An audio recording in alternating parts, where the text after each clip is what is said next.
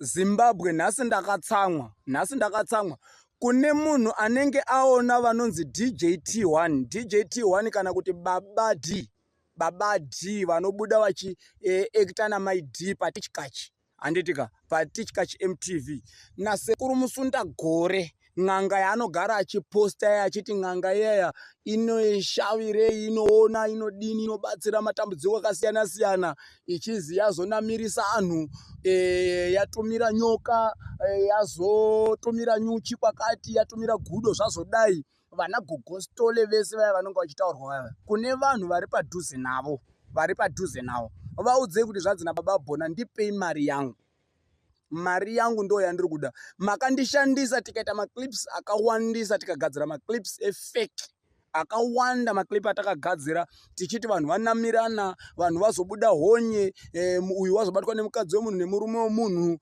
vamwe vari kupenga, vamwe vachizwa vari kuona makudo, vese vana sekuru Kapfidze vandakashanda navo vaya tichigadzira maclip efake.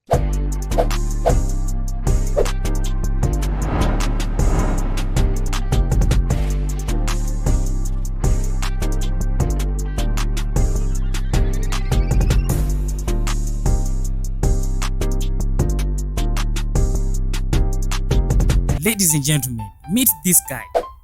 Vanozviti Baba Bhona. So Baba Bhona vari kutrenda mumastreets esocial media, vari kuexposa ng'anga dzefake. Mumavideos mavo vari kubuda vachitaura nezvasekuru Musunda Gore, Maid naBaba D, DJT1 vanozobuda vari kutichkachi media, Anachibanda TV. Hanzi varume zvese izvi zvamunoona zvichinzi vanhu vazonamirana, nyuchi dzazara pamunhu mutaundi, zvese izvi madrama. Asi chamboita kuti vauye pasocial media vachitaura zvese izvozvi zvekuti taiekta madrama kuti muroyi azodonha kwakati, munhu avanhu vanamirana kwakati, kwatumirwa nyoka, ninga abatwa achirara nehanzvadzi yake. Vari kuzviti ivo vakaita dhiri, vaita dhiri neng'anga idzi as a way of marketing. Vakashuta madrama avo, maclip, as if munhu anamirana, as if vanhu vabatwa nenyuchi, chinhu chotenderedzwa pasocial media. Chobva chanzi taurai kuti zvaitika kwakati, imimi ektai muchita so, asi tichawirirana, tichapanana mari. Akakaweke kuti tiattracte macustomers, then vanhu vozouya vakuita madhiri. According to Baba Bhona, mutauro wavari kuita manje, dhiri rakavhara nani pamwe, mari haina kubuda. Apa vanhu vatanga kuti vanotanga kuti wana maclients. Zvazosvitsa kuti nhasi Baba Bhona wabuda pasocial media vachitaura kuti sekuru Musunda Gore mafake ega. Is even saying kuti I am prepared kuti ndinosungwa because taiskama vanhu, taivanyepera. I contributed kuti vanhu mari dzavo dzirohwe in the name yekuti vari kundobatsirwa pasina kana zviripo. Vachizera kuti kana ndakusungwa, ndichada kuti ndisungwe takawanda, vese ana Baba naMaid, ana Chibanda TV, ndokwazvinonyanya kubuda kanyaya dzenyuchi, nyaya dzenyoka, nyaya dzeng'anga. Zive kuti mufesu uyu ari pachokwadi here. Most of these things patinozviona pasocial media, especially nyaya dzekunzi nyuchi.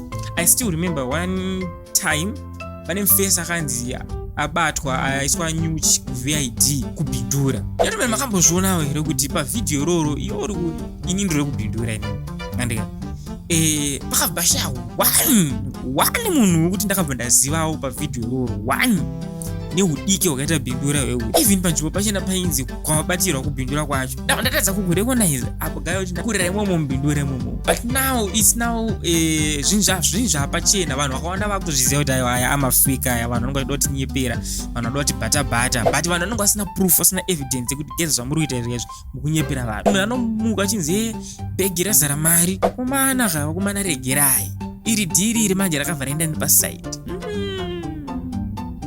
Nyaya dzeng'anga dzisanesa, especially muno muzimu. Pese ukatongona kavidhio kekuti panenge pachinzi patika chakati, uvhaina kuti phone number tokaiswa kunzi contact sekuru Ninga, unozoona dikirwa uyu angari makati and action. Rega ndikusiya muchiona vidhio remufesu ari kuklema kuti ana sekuru Musunda Gore ndeve fake. That's what he is saying. Kenda akutaura kuti inini I am prepared kuenda mujeri, I am prepared kunomira navo, ngavandipe masini angu.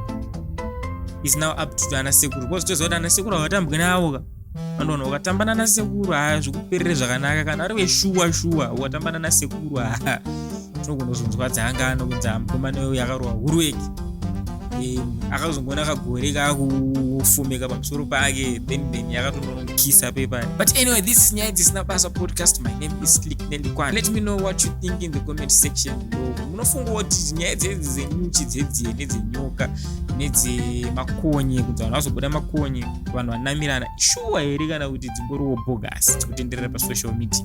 Uyezve kana dziri bogus, what do you think kuti zvinofanira kuitwa nehurumende pazvinhu zvakadai so? Because vanhu vakurwa mari zvisho, vanhu vakurwa bhegi. Until next time, I am out. Zimbabwe nhasi ndakatsamwa kune munhu anenge aona vanonzi DJT1 kana kuti Baba D vanobuda vachi ekta namaid patichkachi handitika patichkachi MTV nasekuru Musunda Gore ng'anga yaanogara achiposta achiti ng'anga yeya inoshavirei, inoona, inodini, inobatsira matambudziko akasiyana siyana, ichizi yazonamirisa anhu, yatumira nyoka, yazotumira nyuchi kwakati, yatumira gudo zvazodai. Vana gogostole vese vaya vanonga vachitaurwa vaya kune vanhu vari padhuze navo vaudze kuti zvanzi naBaba Bhona, ndipei mari yangu ndo yandiri kuda. Makandishandisa tikaita maclips akawandisa, tikagadzira maclips efake akawanda, maclip atakagadzira tichiti vanhu vanamirana, vanhu vazobuda honye, uyu wazobatwa nemukadzi wemunhu nemurume wemunhu, vamwe vari kupenga, vamwe vachizwa vari kuona makudo, vese vana sekuru Kapfidze vandakashanda navo vaya, tichigadzira maclip efake, tichifeka vanhu, tichifeka nyika kuti kwaitika zvakati kuchimani kana kuchiweshi, tichiti ng'anga dzadu. Pane mamwe maclip ataitoti muroyi wadonha kuzvishawani kana kuchishawasha, handiti tichigadzira maclips esaya. Ndipei mari dzemaclip atakaita. Mari dzakapinda.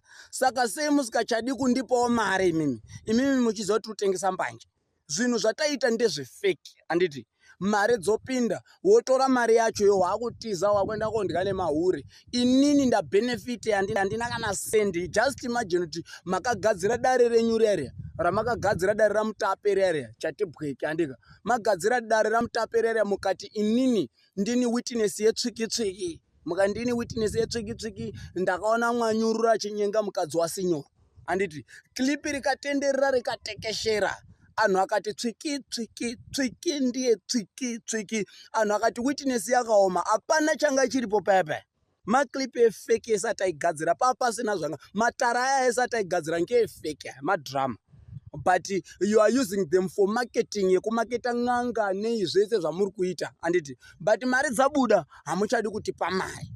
Ndipei mari because inini mhuri yangu inoda kurarama semararamira ta mhuri dzenyu, ndoda kutofarawo semafarira muri kuita, handiti izvi muri kupanana mota, muri kufamba nemota, muri kurarama mahotera, muri kundya muchiguta nemazita edu nemaclip edu atakagadzira, but hamuchadi kutipa mari manje. Maclip ese atakagadzira tichiti vanhu vane mibobobo, uyu uri kunyenga hantsvadzi achidai zvese zvayo ndinazvo, maclip ndinawo ese, handiti maclips iwo ndichamaunza pasocial media, ndomapublisha, ndoenda kupolisi, ndoenda kumedia, kwese ndichaenda nazvo, and I'm prepared kuti kana tichisungwa tiri kuzosungwa inini, DJT1 Baba D, My D, sekuru Musunda Gore Gogostole, sekuru Kapfidze, tese tiri kuzosungwa ende tichadembedzana tiri mutirongo, tiri mujeri, tiri mumasero, tichidembedzana ndo patichatanga kutaura nyaya dzedzo, because ndichaenda nekumaredhiyo ndichitaura kuti zvinhu zvese ndezvefeki, ende vanhu vacho vese vatakaita nawo maclip aya ndichavaunza pasocial media. Murunzwa, ndipei mari kuti nyaya dzipere dzikadzi, ndipei mari. Mukasandipa mari ka ndiwerengerei mazuva, ndipei mazuva. Kune vanhu vanokwanisa kuona vanhu vandataura, sekuru Musunda Gore, Gogostole, DJT1 Baba D, vana tinacho chibanda maclip edu ese amaitega kuposta zvinhu zvefake vana Chibanda TV. Zvese ndichazvibudisa pachena.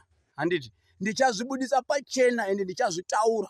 Ende ndatotanga kuzvitaura izvozvo. Saka nyaya yekuti ipere kai, ndipei mari.